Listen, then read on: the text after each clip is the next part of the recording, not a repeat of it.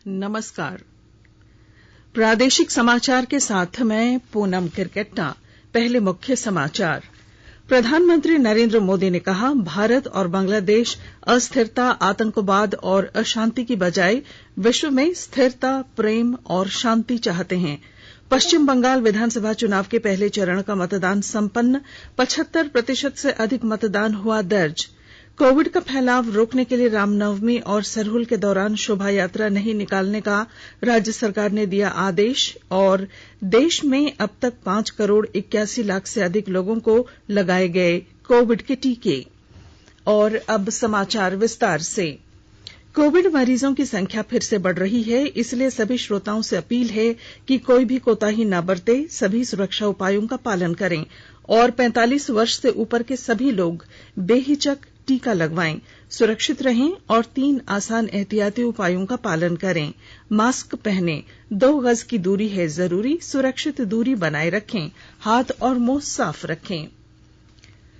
प्रधानमंत्री नरेंद्र मोदी ने आज कहा कि भारत और बांग्लादेश अस्थिरता, आतंकवाद और अशांति के बजाय विश्व में स्थिरता, प्रेम और शांति चाहते हैं। बांग्लादेश के ओराकांडी में मैथुआ समुदाय के संबोधन में श्री मोदी ने कहा कि दोनों देश अपनी प्रगति के माध्यम से विश्व की प्रगति देखना चाहते हैं।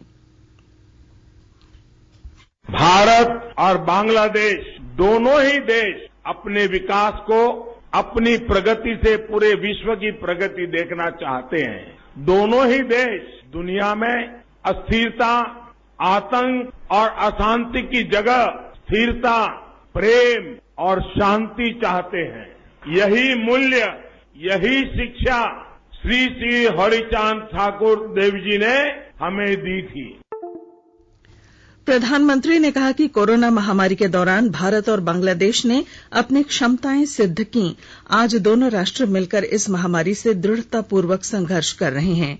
श्री मोदी ने कहा कि भारत यह अपना कर्तव्य समझता है कि made in India vaccine Bangladesh के नागरिकों तक पहुंचे।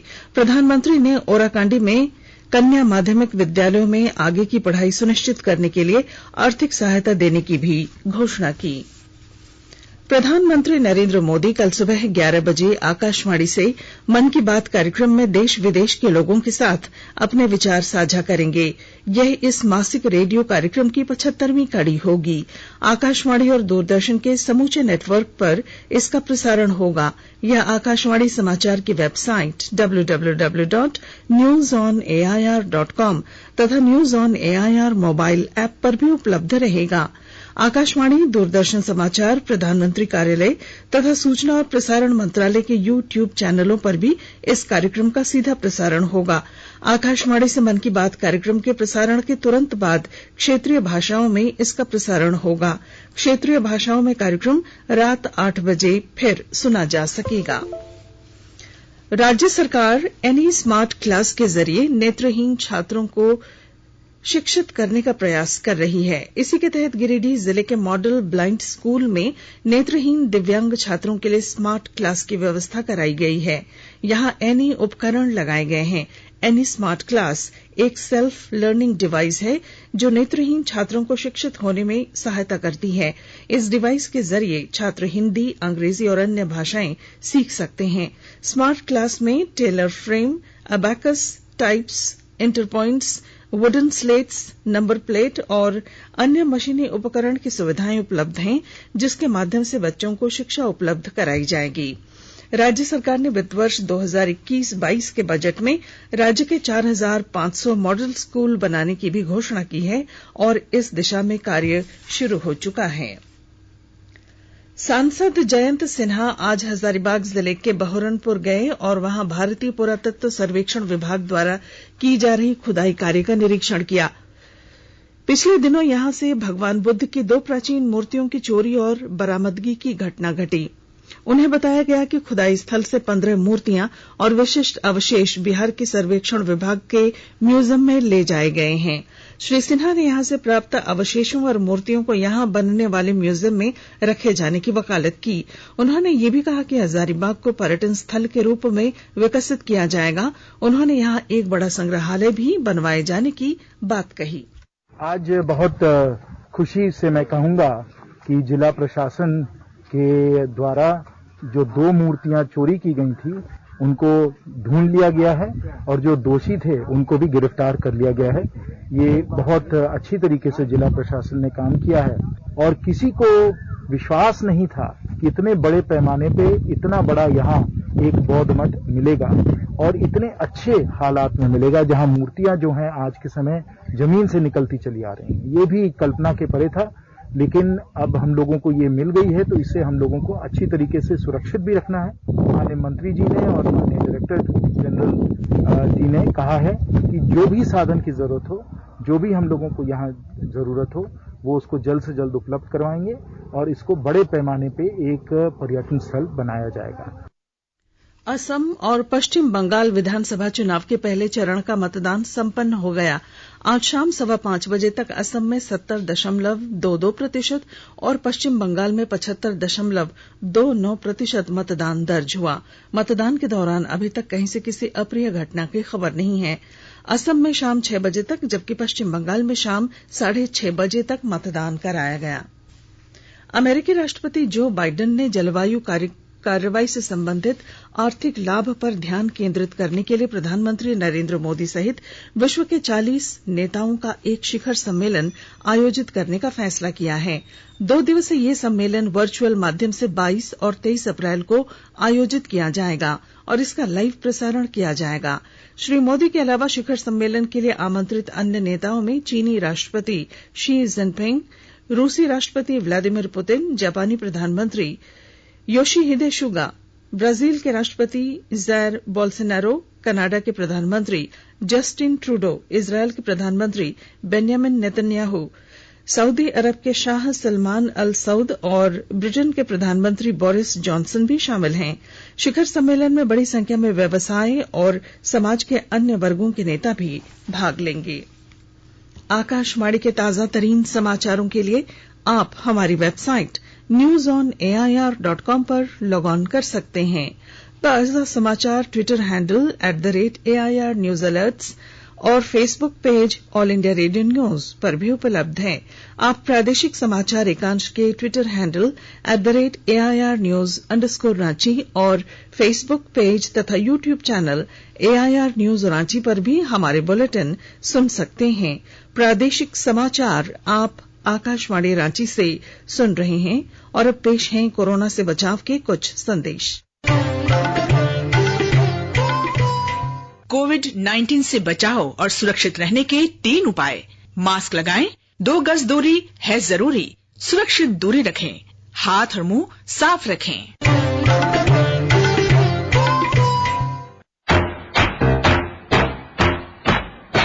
चलो मिलकर एक शुरुआत करें, चलो एक फैसला आज करें, मास्क नहीं तो टोकेंगे, कोरोना को रोकेंगे, चलो एक वादा करते हैं, चलो एक वादा करते हैं, मास्क नहीं तो टोकेंगे, कोरोना को रोकेंगे।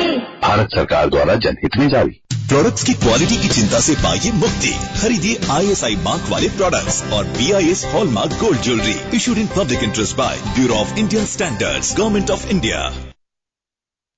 प्रादेशिक समाचार में आपका फिर स्वागत है।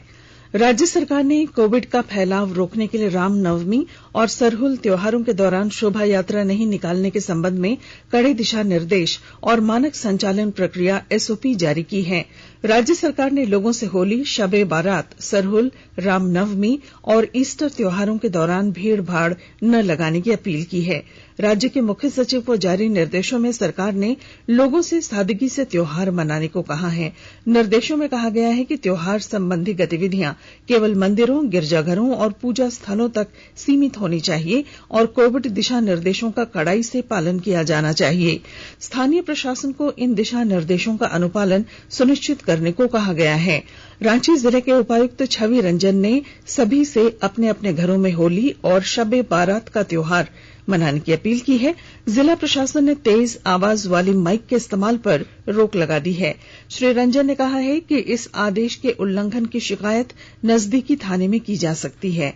इसके साथ होली के मद्देनजर 28 से 30 मार्च तक रांची में धारा 144 लागू कर दी गई है। राज्य के स्वास्थ्य सचिव के सोन ने सभी जिलों के उपायुक्तों को पत्र लिखकर पर्व त्योहारों के दौरान विशेष सावधानी बरतने का आदेश दिया है। बस स्टैंड, एयरपोर्ट और रेलवे स्टेशन पर कोरोना जांच करने को कहा गया है। उन्होंने भीड़ भाड़ वाली जगहों, विशेष रूप से बाजारों में सोशल डिस्टेंसिंग मेंटेन कराने और पर्यटन स्थलों तथा सांस्कृतिक, धार्मिक, सार्वजनिक कार्यक्रमों में अनिवार्य रूप से स्क्रीनिंग करने की हिदायत दी है।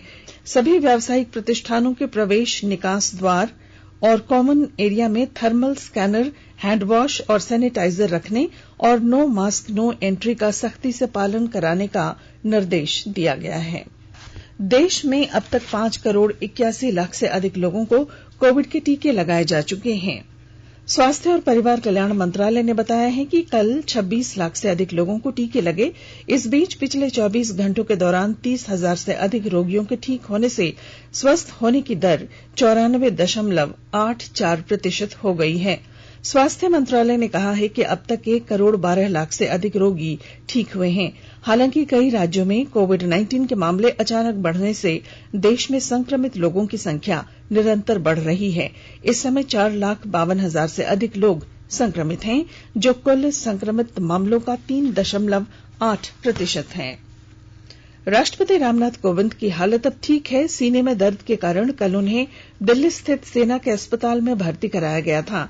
उन्हें चिकित्सा जांच के बाद निगरानी में रखा गया है। श्री कोविंद ने आज एक ट्वीट में उन्हें शुभकामनाएं देने वालों का धन्यवाद किया है।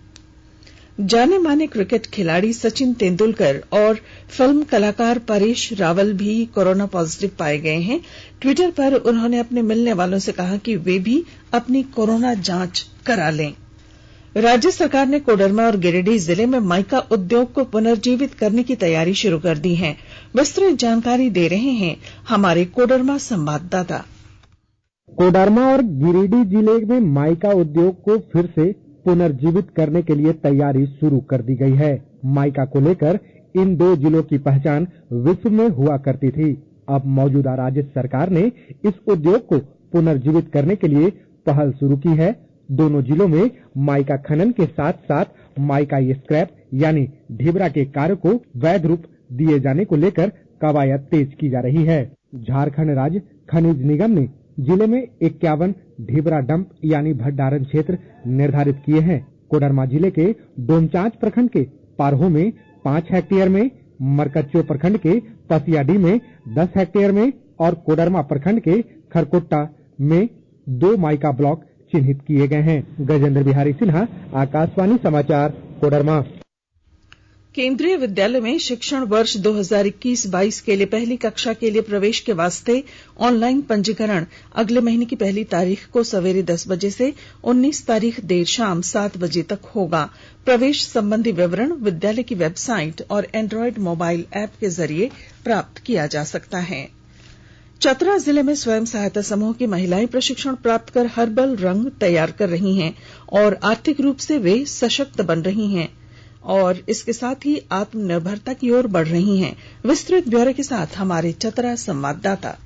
चतरा में इस बार की होली में चाइनीज केमिकल युक्त रंगों पर महिलाओं ने हर्बल से वार किया है। बाजार में हर्बल रंगों की मांग अधिक है।